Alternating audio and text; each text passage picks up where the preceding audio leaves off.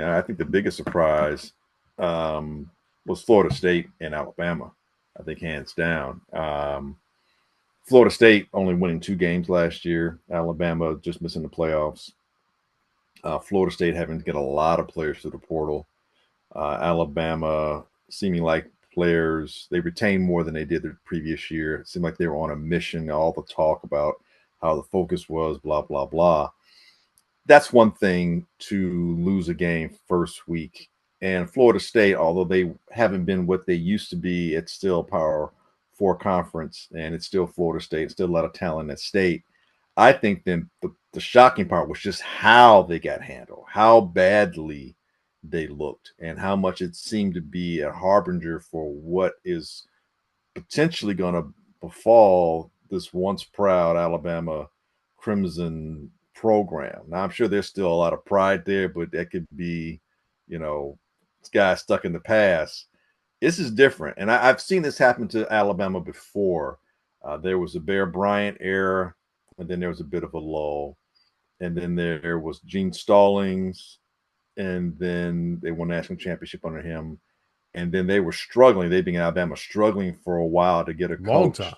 Yeah, and that's kind of where they didn't have the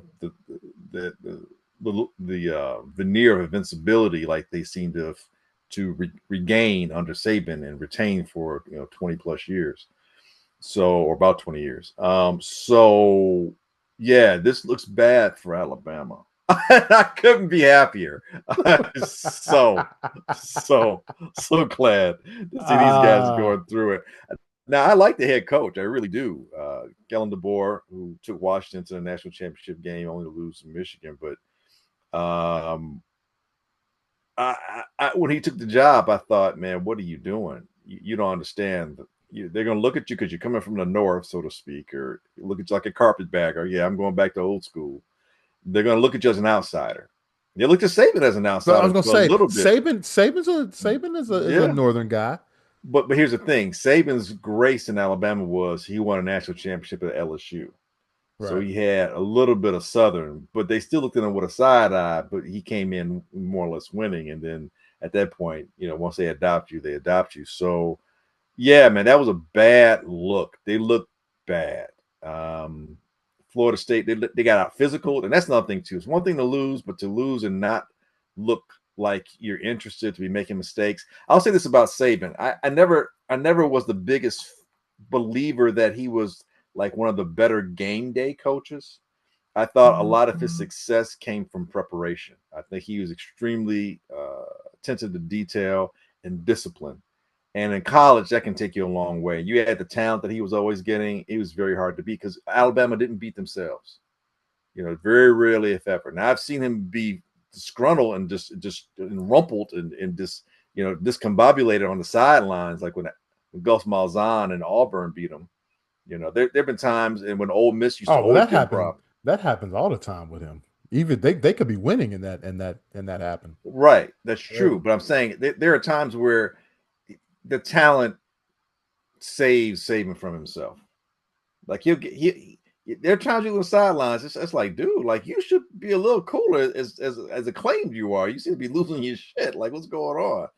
But that being said, those first games, this is where Saban was really stand out. The games like against Florida State, where you're playing another top 20 type caliber team, Alabama would invariably always seem to win those games. And you had that long thing where Saban wouldn't lose to his coaches that coached underneath him.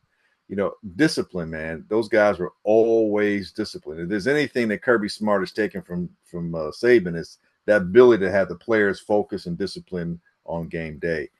So yeah, man, that was a big surprise to me. I was not surprised by the Texas Ohio State game. I thought it'd be low. I thought it'd be real low scoring just because of the defenses involved.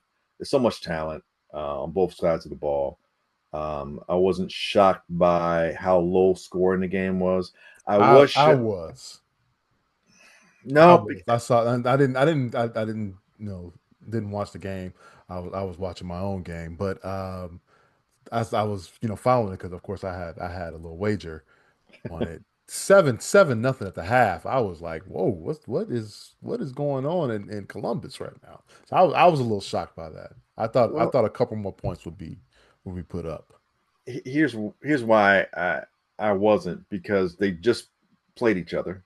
You know, the familiarity wasn't so far away.